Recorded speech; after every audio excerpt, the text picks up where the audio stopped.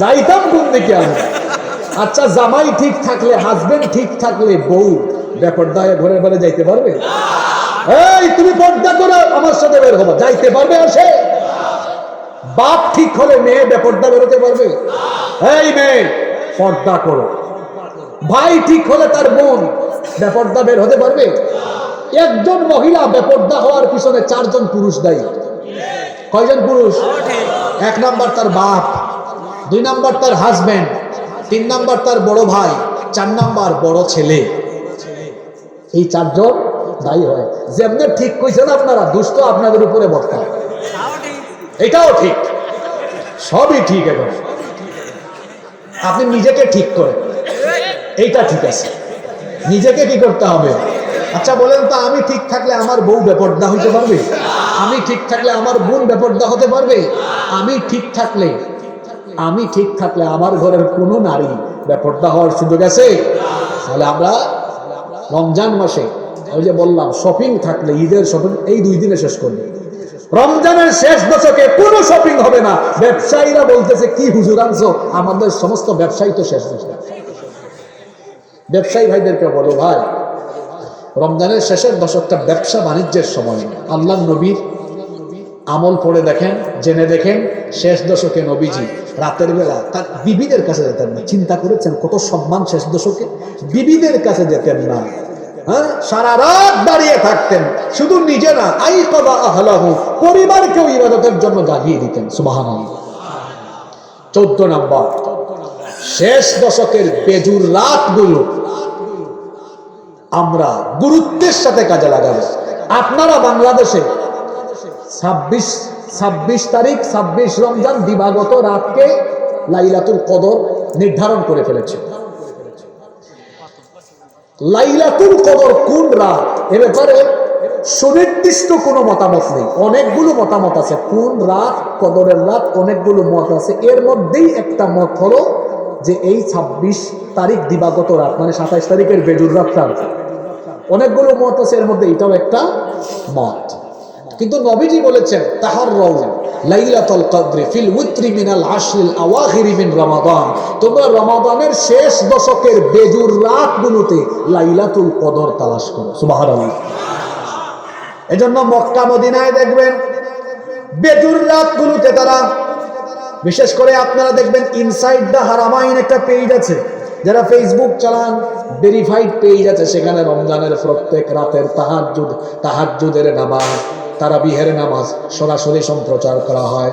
দেখবেন শেষ দশকে বেজুর রাতে শেখ আব্দুর রহমান আস-সুদাইস যখন দোয়া আরম্ভ করেন, 20 মিনিট, 30 মিনিট, কোন সময় 40 মিনিটও হয়ে যায়। এমনিতে মক্কা শরীফে, মদিনা শরীফে হাত তুলে দোয়া হয় না, কিন্তু রমজান মাসে প্রত্যেক রমজানে দেখবেন তারা শেষ রাকাতে হাত তুলে দোয়া করে, কারণ রমজানুল মুবারক বড় দামি মাস।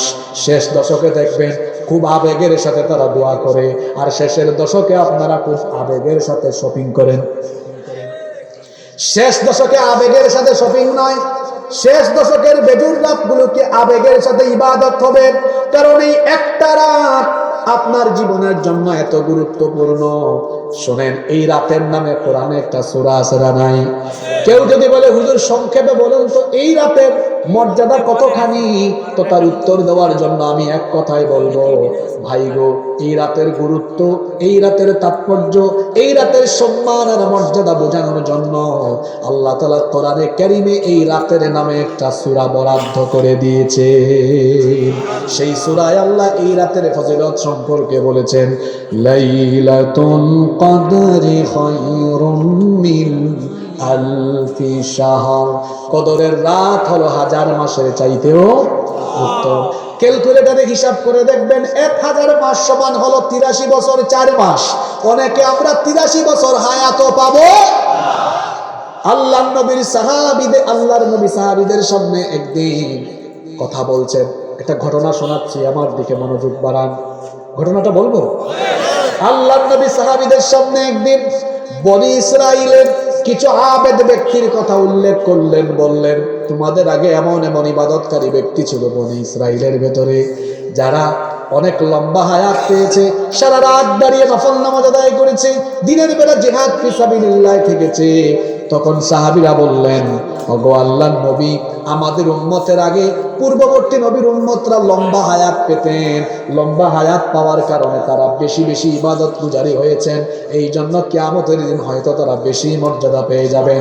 তাদের মতো আমরা যদি লম্বা হায়াত পেতাম, আমরাও বেশি ইবাদতের সুযোগ পেতাম।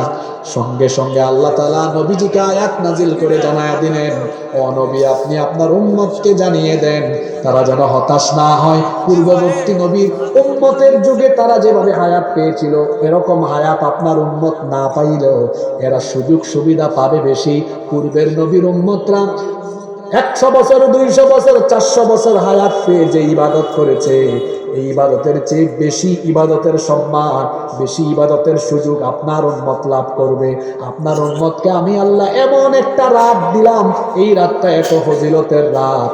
একটা রাত যদি আপনার উম্মত কাজে লাগায়, এই এক রাতের ইবাদতের কারণে একটানা 1000 মাস ইবাদত করলে যে সওয়াব হবে, বান্দার আমল নামায় আমি ওই এক রাতের সওয়াবের বিনিময়ে 1000 মাসের সওয়াব, আমলের সওয়াব দান করে দিব। আল্লাহু আকবার বলেন, আল্লাহু আকবার। কি সুযোগ পাইছেন আপনারা! আর ওই শেষ দশকে আপনারা শপিং করেন, মহিলাদেরকে ঘরে আটকায় রাখবেন, শেষ দশকে কোথাও যাইতে পারবেন না, ইবাদত করেন। আর আপনারা ওই ইবাদতে লেগে যাবেন, পারবেন না ইনশাআল্লাহ? 15। আচ্ছা, যে পয়েন্টগুলো, যে কথাগুলো বলে যাচ্ছি, বলেন তো এগুলা যদি এই রমজানের সবগুলা কথা কাজে লাগাইতে পারি, রমজান সফল না? সফল কিনা? শেষ পয়েন্টে এসেছে 15 এবং সর্বশেষ হলো তারাবিহের নামাজে তামাশা করবেন না। তারাবির নামাজে আবার পেছ লাগাইয়েন না। এই 1 মাস ধরে আছি যন্ত্রণা, সত্যের মাপকাঠি। এখন আবার হুজুরদের বিতর্ক শুরু হবে, 8 না?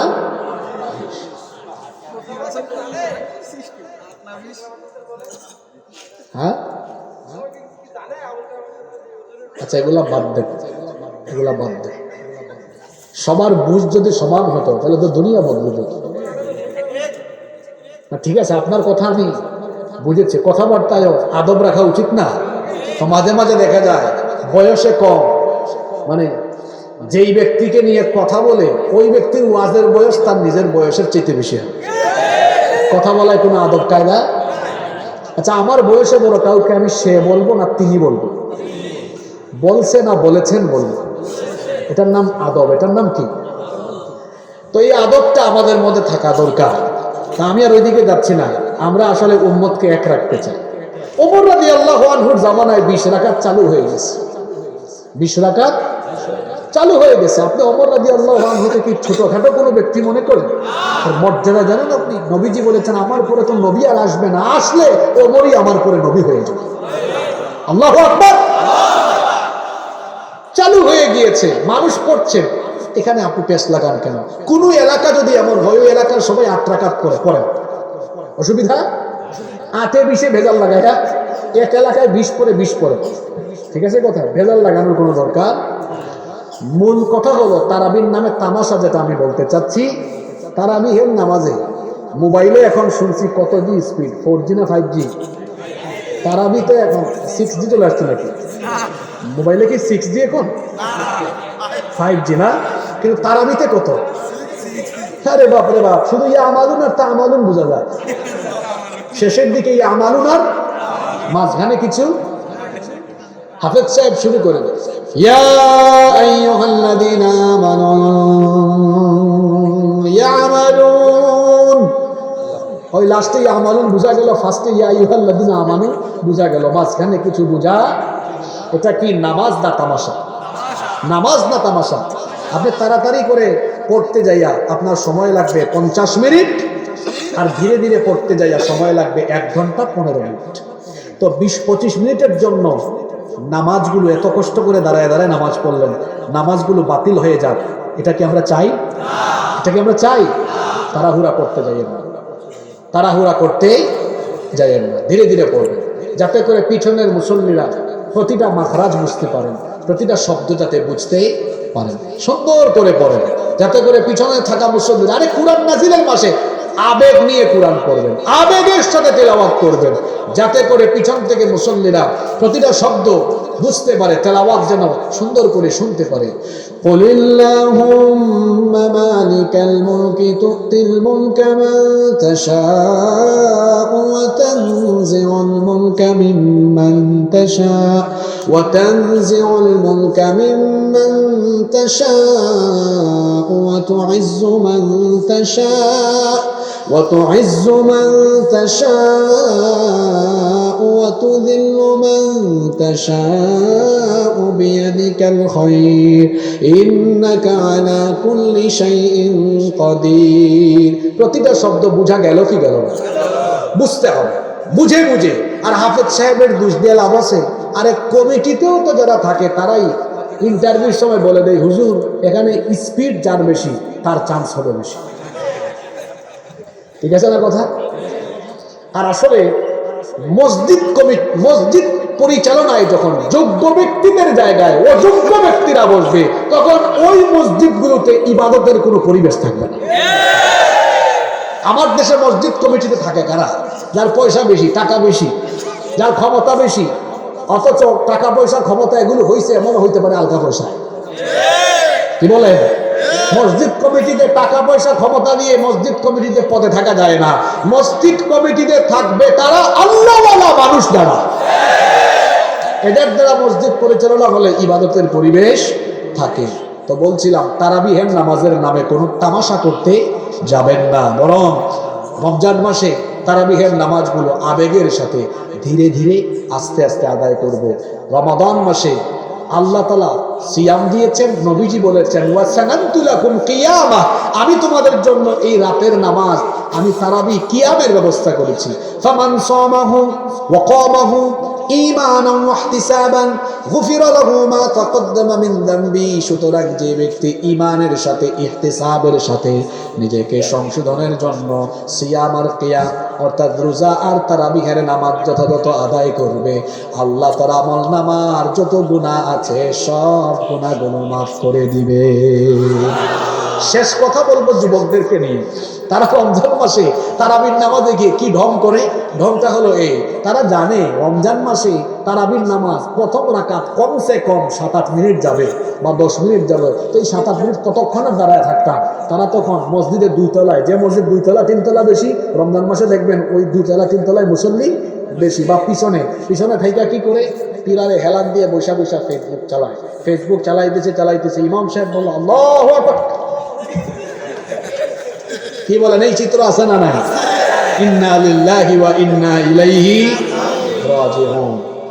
মসজিদ কমিটিকে বলবো আপনারা মসজিদে সিসিটিভি লাগাবেন। হ্যাঁ, সিসিটিভি লাগাবেন। সিসিটিভি লাগাই এগুলো পর্যবেক্ষণ করবেন। মসজিদ তামাশা করার জায়গা নয়, মসজিদ আল্লাহর ঘর। এখানে আসার বসার একটা আদব আছে না নাই? মোবাইলটা বাসায় রেখে আসুন, ইবাদতে শামিল হন, ইবাদতের মগজ নিয়ে বসেন। এই যে রমাদানকে ইফেক্টিভ করার জন্য সর্বমোট কয়টা আমলের কথা বলেছি? জোরে বলেন। 15টি আমলের কথা বলেছি। এই আমলগুলো যদি আমরা রমাদানে করতে পারি, মা বোনদেরকেও বলছি, এই 15টা কাজ করতে পারলে এই বছরের রমাদান হবে আমাদের জীবনের শ্রেষ্ঠ এবং সফল রমাদান ইনশাআল্লাহ। এই 15টি কাজ করার তৌফিক আল্লাহ আমাদেরকে দান করুন। কমিটি থেকে এক ভাই আমাকে বলেছেন, হুজুর বই সম্পর্কে কিছু বলেন। বই সম্পর্কে বলে